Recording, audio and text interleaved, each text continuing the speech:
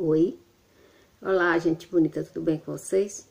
Para quem não me conhece, meu nome é Jane, sou psicóloga social. Seja bem-vindo, seja bem-vinda, fique à vontade. Nosso tópico de hoje é sobre xenofobia, que é o medo, né, exagerado, irracional do estranho, do estrangeiro. Isso não significa que esse medo seja só de uma pessoa que vem de outro país. Não, você pode também sentir a xenofobia de alguém dentro do seu próprio país, de alguém que mora em outra cidade, em outro estado. Você pode também sentir por grupos de religiosos, por grupos de pessoas de etnias diferentes. Então, é o medo do estranho, daquele que não pertence a seu grupo.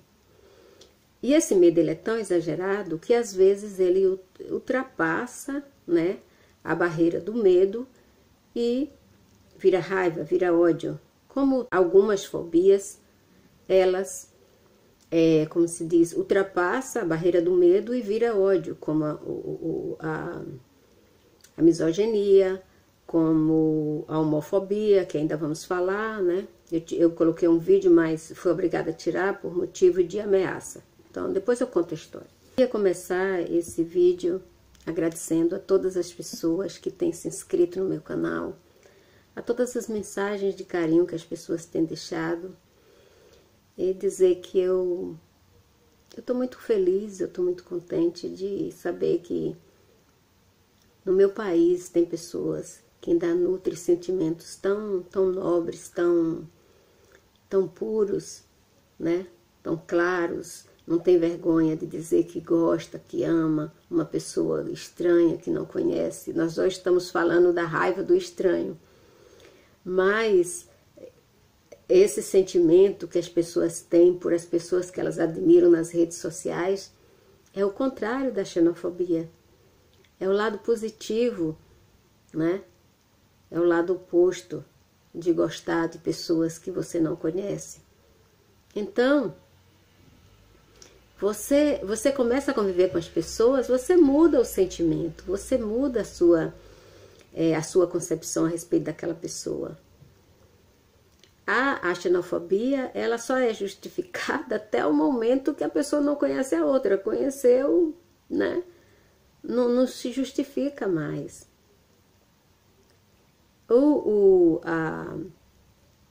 Quando um estrangeiro chega no país, quando chega em grande quantidade, quando chega uma pessoa só, é motivo de admiração, de curiosidade, mas quando chega muitas pessoas estranhas em um país ou em uma cidade, como foi o caso agora do Brasil. O Brasil recebeu há uns anos atrás muitos africanos. O Brasil tem uma comunidade imensa de portugueses. A Bahia tem uma comunidade grandiosa de portugueses. São Paulo, né, tem muitos japoneses, tem comunidades de italiano. No Rio Grande do Sul, em Santa Catarina, tem os alemães, tem... Então, assim, essas pessoas, provavelmente, elas enfrentaram a rejeição, né, dos nativos. E a xenofobia, ela existe no mundo inteiro.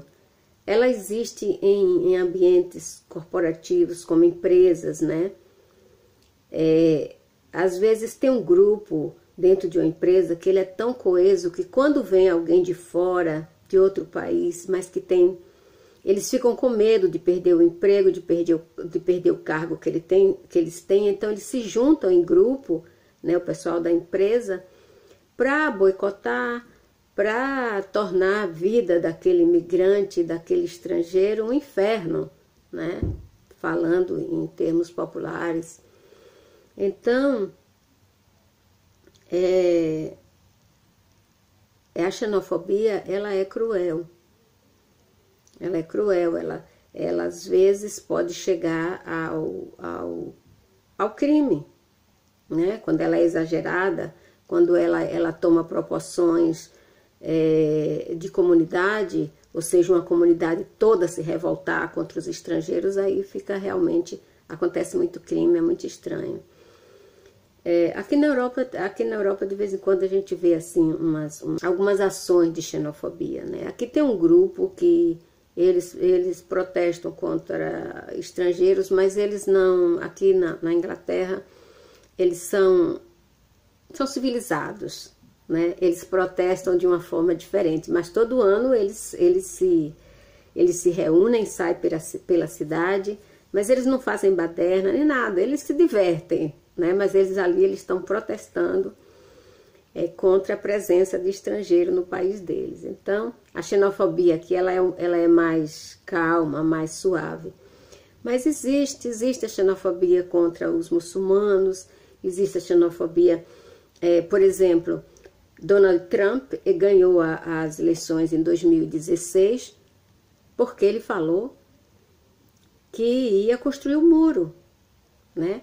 Então, aquelas pessoas que sentem xenofobia pelos latinos, né? Nos Estados Unidos tem muita rejeição aos latinos. Às vezes nós não sentimos muito porque a gente não se considera latino. A gente se considera, né, sulista lá da América do Sul. A gente, só realmente quem estuda é que entende que nós fazemos parte desse grupo de pessoas da América Latina. Mas muita gente não entende, né? Eu já conversei com pessoas que eu falei, nós latinos, eu não sou latina. Várias pessoas já falaram para mim, eu não sou latino, eu sou da América do Sul. Eu falei, tá bom. Então eu nem discuto, eu falo, né? Porque também nós que somos latinos temos também xenofobia com latinos, né? A gente diz que eles são muito zoadentos, eles gostam muito de música brega, eles fazem isso, eles falam alto, eles usam o carro fazendo zoada na cidade. Então, assim, o que eu percebo, né, dentro da área social, que a xenofobia ela é mais cultural, ela é mais pelo comportamento das pessoas e não, de fato, pela pessoa. Então, quando esses grupos grandes chegam em algum país, ou chegam em alguma cidade, ou chegam em algum lugar, as pessoas sentem receio de que alguma coisa mude na sua cultura, né?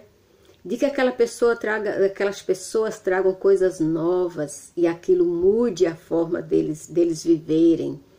E de que aquelas pessoas tomem os seus lugares nos trabalhos, tomem seus amores, se infiltre na família deles, modifique a forma que eles vivem. Então esse é o medo real da xenofobia. Mas quando a xenofobia ela é levada ao extremo, ela é realmente muito perigosa. Porque se você pensar um grupo de pessoas enfurecidas contra outro grupo de pessoas, aí você já viu o que é que pode acontecer. Então, eu sofri xenofobia aqui, muita, não foi pouco. Aliás, sofri um monte de coisa, mas sofri muita xenofobia. No Brasil, eu não sei agora, mas no Brasil existia muita classificação étnica, né? Porque nós não somos, a nossa formação não é pura, então a gente teve vários europeus no nosso país para poder colonizar. Então, assim, tem várias classificações. No meu registro tem que eu sou parda. Eu não sou branca, eu não sou negra, eu não sou mulata, eu sou parda. E um dia, uma chefe minha aqui, ela me perguntou qual era meu status étnico. Eu sabia que vinha merda, então eu já fingi que não entendi a pergunta dela. Mas ela insistiu, continuou perguntando. Durante o dia ela perguntou várias vezes, aí teve uma hora que eu fui e falei. Eu falei, olha, o meu status étnico é pardo. Ela falou, o que é isso? Eu falei, é uma mistura de índio com branco, porque na minha família não tem negro, tem índio, né? Aí ela falou assim, brasileiro inventa cada coisa. Você é negra. Aí eu falei, pode ser, né? Pode ser, porque o índio ele tem a pele assim meia bronzeada, então ele é negro mesmo. E levei aquilo na brincadeira, mas eu senti assim a ofensa, o deboche e tal, mas eu deixei para lá porque ela era, além dela ser minha chefe, eu precisava do trabalho, então eu tinha que continuar lá ouvindo aquelas piadas, aquelas coisas que eu... Nesse trabalho eu vivi, aliás, eu tive 2 trabalhos aqui que eu vivi momentos de terror. E esse era assim, era bullying todo dia, todo dia, todo dia. Então esse foi um dos bullies que eu sofri de xenofobia. A pessoa disse, você não é parda, você não é nada, brasileiro inventa cada coisa, você é negra. Tá bom, tudo bem. Eu sou uma neguinha da Bahia mesmo, né? Adoro mar, adoro praia, adoro me bronzear, ficar linda, maravilhosa. E levei assim o caso na brincadeira, porque tem que ser assim, né, gente? Porque se você fosse enfurecer quando alguém te ofende, vira briga, vira confusão. Então eu nunca reajo, porque eu tenho medo do que pode vir de lá. Porque quando alguém pergunta uma coisa dessa para você e te dá uma resposta dessa, é porque essa pessoa está procurando briga, está procurando confusão. Então eu percebo de longe as intenções, eu já fico quieta. Se você for um estrangeiro que tem alguma capacidade intelectual, aí as coisas ficam mais difíceis para você. Porque aí é que você realmente vai sentir a xenofobia, a rejeição. Porque você tem capacidade, porque você é capaz. E aí você pode tomar o espaço e o lugar do nativo, né? É aí onde começam os problemas. Eu vi isso em vários âmbitos da minha vida aqui, né? Tipo, ir para a escola estudar e ouvir das pessoas, você nem fala inglês direito e você quer estudar, você quer conquistar um espaço. E eu nunca respondi com agressão nem nada. Eu dizia assim para eles, olha, isso não é problema meu, é problema da escola. Se ela me aceitou, é problema dela. Vá lá questionar na secretaria. Porque se você fosse rebelar, se você fosse revoltar, você pode se machucar. Você já pensou 3, 4, 5 pessoas em cima de você para te questionar uma coisa porque você é estrangeiro? Porque você está vendo que o problema não é aquele que eles estão falando.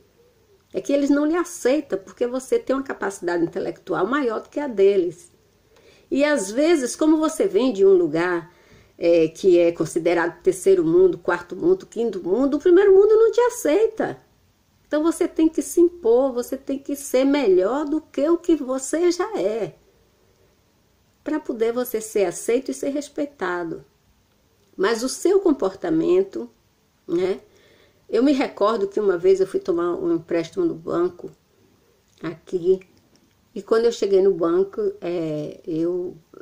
o gerente do banco falou, eu não empresto dinheiro para brasileiros, porque o maior golpe que esse banco já sofreu foi um grupo de bandidos de brasileiros que tomavam dinheiro emprestado aqui, não pagava e ia embora do país. E aí me contou histórias horríveis assim a respeito de brasileiro. E realmente existiu essa gangue aqui, foi presa e depois eles foram deportados. Mas, né, então, você não pode julgar uma pessoa por outra. Eu falei, né, você não pode chegar... Eu já fui trabalhar também com... eu fui trabalhar com um grande design daqui. Logo quando eu cheguei, né, eu fui trabalhar com um grande design. Ele até já morreu. Morreu aí por causa de overdose, se não me engano. E ele, quando eu cheguei lá, antes de eu fazer o teste, ele perguntou de onde eu era. E eu falei, eu sou do Brasil. Aí ele falou, eu não emprego brasileiro. Brasileiro não tem consideração. Se o meu vizinho, se o meu amigo que é designer, ele oferecer um emprego para você, te dando 10 pau de a mais, você vai sair daqui e vai embora. Sendo que eu posso te dar muitas oportunidades. Eu falei para ele, por que você está me julgando assim? E ele falou, porque eu tive alguns funcionários brasileiros aqui e eles me deixaram por 5 pau, por 10 pau. E eu passei um momento assim de muita humilhação com essa pessoa, Mas eu fiquei lá o dia inteiro, eu falei para ele, eu só vou sair daqui. Eu perdi meu dia de emprego hoje, eu perdi meu dinheiro. Eu perdi mais de 50 pounds hoje, eu vim aqui fazer um teste e eu vou ficar aqui para fazer o teste. E se você tiver o mínimo de respeito por uma pessoa que vem aqui para apresentar seu trabalho, eu vou ficar aqui. Eu só vou sair daqui depois que eu apresentar meu trabalho. É resultado. Ele não me deu atenção, me deu as costas, subiu lá para o escritório dele, tinha um vidro bem grande e ele ficou de lá de cima me olhando. E a mulher que falava por ele lá, né, sei lá, a secretária dele, sei lá quem diabo era, de vez em quando ela disse, olha, ele disse que é para você ir embora, sua presença está incomodando ele, eu digo, eu quero que ele se exploda. Naquela época eu ainda explodia assim minhas emoções, sabe? Não me controlava como agora eu me controlo. Então eu falei, eu quero que ele se foda e eu vou ficar aqui até ele me dar um trabalho para me fazer, para eu mostrar para ele o que eu sei fazer. E diga a ele que eu não vou sair daqui não. Se ele quiser que eu saia, ele chama a polícia. E de vez em quando eu olhava para cima e eu fiquei lá, né? Eu fiquei olhando, andando pelo ateliê todo, olhando tudo, olhando as obras de arte, parava naquelas obras de arte enormes que tinha, e eu ficava olhando, e olhando o trabalho dele, e virava o trabalho pelo avesso, e eu fiquei lá me deliciando, para ele entender que eu conhecia daquele trabalho. E aí já no final do dia, às 4 horas, eu cheguei lá 8 horas da manhã, quando foi 4 horas da tarde, sem comer, sem beber água, que nem água me ofereceram. Fiquei lá porque ele queria que eu fosse embora. Aí no final do dia ele falou assim, dê isso aqui para ela fazer. Uma das coisas mais difíceis que eu já fiz na minha vida, porque eu nem sabia fazer aquilo, e eu fiz. Que eu sou ousada mesmo, eu falei, eu vou fazer essa porra, e fiz. E aí no final, ele falou para mim assim, mostrei o trabalho para ele, ele não disse nada. E ele falou para a secretária, diga a ela que amanhã eu vou ligar para ela. Eu falei, não, ele não vai me ligar amanhã não, ele vai ter que dizer agora se ele quer que eu volte ou não. Aí, ele disse, eu não vou sair daqui, você vai fechar o escritório, eu vou ficar aqui dentro, porque ele vai ter que me dar a resposta agora. Eu tava furiosa, sabe? Eu tava furiosa mesmo. E aí ele falou, tá bom, vem amanhã. E aí eu fui trabalhar com ele, depois ele me deu a chave ele disse que nunca tinha dado a chave, realmente lá, né, as pessoas que protegiam ele, porque ele tinha uma rede de proteção, ninguém chegava perto dele. E aí aquelas pessoas que trabalhavam com ele disse que nunca ele tinha dado a chave do ateliê para ninguém, ele deu para mim depois de mais ou menos um mês que eu trabalhava lá, porque eu chegava cedo no trabalho, sabe? E um dia ele chegou e eu estava congelando lá de fora, porque estava nevando aqui e eu não tinha roupa de frio, né? Eu cheguei sem roupa de frio e tudo, eu não tinha roupa de frio, eu não tinha sapato por frio nem nada. E quando eu cheguei aqui, fazia muito frio, hoje não faz tanto. Há muitos anos atrás, então era muito frio ainda. E quando ele chegou, ele me deu uma bronca tão grande, ele quase me bateu nesse dia. Ele falou, você quer morrer e me complicar? Você tá congelado. Eu tava com os lábios roxos, os dedos roxos, tava ali sem poder falar. E ele falou, reclamou, eu devia mandar você embora agora, porque você tem excesso de responsabilidade. Eu nunca esqueci, até tenho no meu diário isso escrito. Ele falou, você tem excesso de responsabilidade, porque você deveria ir embora, você poderia ter morrido de frio aí. Eu falei, mas eu vim trabalhar, eu preciso do trabalho. Eu só pensava nas dívidas que eu deixei no Brasil e tinha que pagar. E aí nesse dia ele me deu a chave do ateliê, mas depois tinha coisas lá que não me agradaram e eu pedi para sair. E ele me tentou mais de uma semana para eu ficar, mas eu não fiquei, eu fui embora, porque tinha coisas que não faz parte dos meus princípios e eu não estava me sentindo bem. Então eu só deixei por isso, mas fui muito bem tratada depois dessa xenofobia toda. Eu fui muito bem tratada e teria ficado lá até hoje, né? Porque a marca ainda existe, tá aí. Mas eu não quis ficar porque tinha coisas lá que eram contra os meus princípios e eu não quis participar daquilo. Então é isso, a xenofobia é isso, gente. É a rejeição ao desconhecido, ao estrangeiro. E é uma rejeição que, se não for controlada, ela pode chegar ao ódio e terminar em uma tragédia. Mas você pode imaginar uma sociedade enfurecida contra os estrangeiros, contra o imigrante. O que é que isso vai acontecer? Vai acontecer duas tragédias. Primeiro, a tragédia de guerra física, de luta, de briga, de confusão, de ódio, né? E depois vai ser uma tragédia social, porque imagine um grupo de estrangeiros saindo de um país. O impacto que vai ter na vida econômica desse país, né? Porque a imigração, ela traz prosperidade. A imigração traz riquezas. A imigração traz novos conhecimentos, novas oportunidades, troca de conhecimentos, troca de ideias, novas ideias, né? Mas as pessoas têm medo, né? Tem a xenofobia contra a religião, tem a xenofobia contra o status étnico da pessoa, tem a xenofobia contra o seu status de imigrante. Então, a xenofobia, ela faz parte da nossa vida. E ela pode ser até uma coisa boa, mas se não chegar ao exagero. Se ela for praticada por pessoas civilizadas, ela pode ser uma coisa boa. Existem... o povo fica chamando Trump de xenófobo porque ele realmente... Ele quer fazer um muro lá para impedir os latinos de entrarem nos Estados Unidos. Mas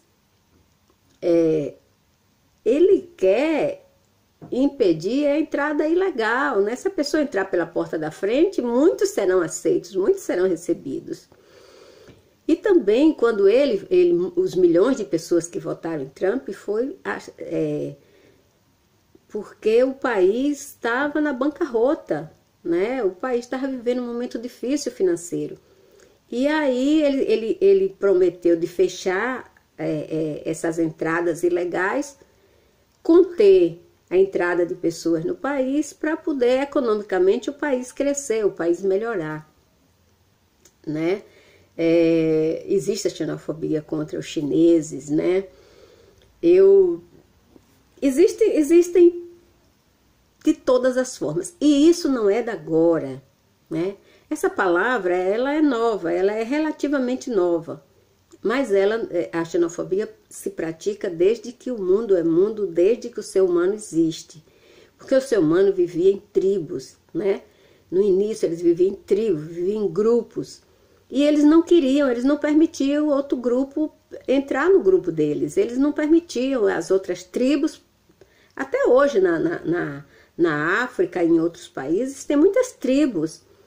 E que se você entrar lá sem pedir permissão, sem pedir licença, você é decapitado, você é morto, você é colocado lá num caldeirão na Austrália, né?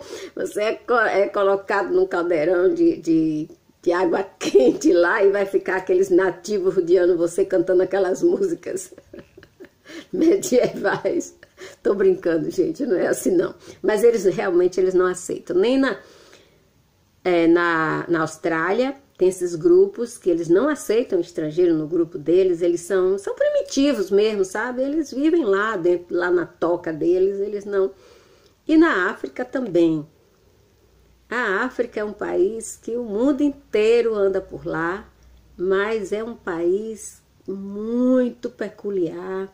É um país que você tem que ter muito cuidado para andar na África, para ir para a África, porque tem aquelas tribos, aqueles grupos que não aceitam estrangeiros e eles realmente fazem coisas absurdas, que não se comenta muito, que não se fala muito, mas a gente sabe que acontece.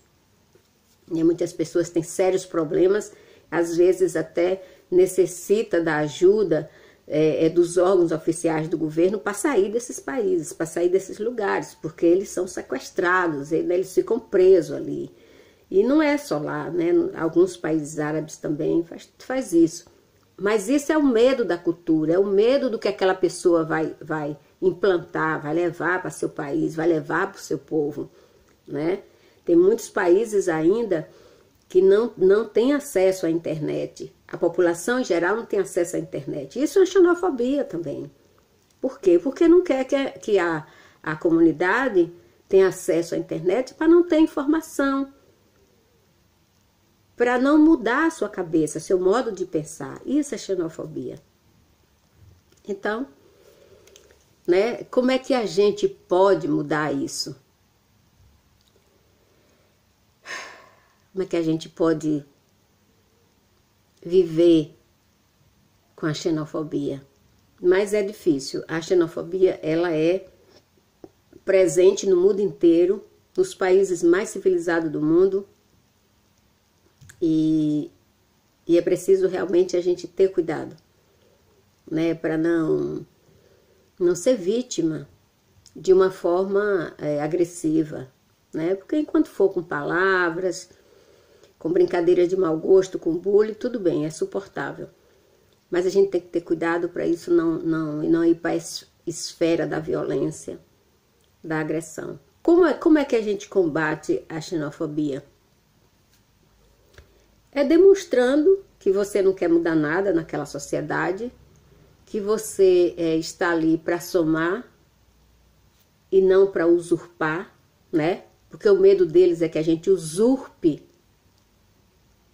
tudo deles, a cultura, o emprego, o trabalho, a economia. Mas a gente tem que demonstrar que a gente está ali para somar, para contribuir. É a única forma da gente combater a xenofobia. Os venezuelanos devem estar sofrendo xenofobia lá no sul do Brasil, né? Porque são muitos que chegaram e que trouxeram uma série de problemas para o Brasil, uma série de problemas para Roraima. E o Estado virou um caos, né? Então daí vem a xenofobia, o medo, a rejeição. O que fazer com aquelas pessoas, né? O espaço que aquelas pessoas estão ocupando. O governo está suportando, o governo brasileiro tem problemas com os brasileiros financeiros, né? Os brasileiros, principalmente naquela região que é pobre, a região norte do Brasil, tem problemas de trabalho, problemas financeiros, as pessoas não têm como se manter, é uma série de dificuldades, muita gente pobre, e o Estado foi invadido por milhares e milhares de venezuelanos, né? Então, as pessoas ficam mais pobres. E aí o governo tem que dar suporte a essas pessoas que entraram lá. E aí o povo diz assim, mas o governo não me ajuda, eu sou brasileiro e está ajudando um estrangeiro. Aí começa a xenofobia. A xenofobia, ela é assim, ela começa assim. Então é difícil, é complicado viver com um estrangeiro, sem saber a real intenção, o que é que aquele grupo foi fazer ali. É difícil, gente. É difícil. É difícil, ok? Então, como combater? É você mostrar que você não veio para tomar o espaço de ninguém, né? Você está ali por uma circunstância. E o seu objetivo é sobreviver. E não ocupar o espaço do outro. Então é isso. Beijo no coração. Bye.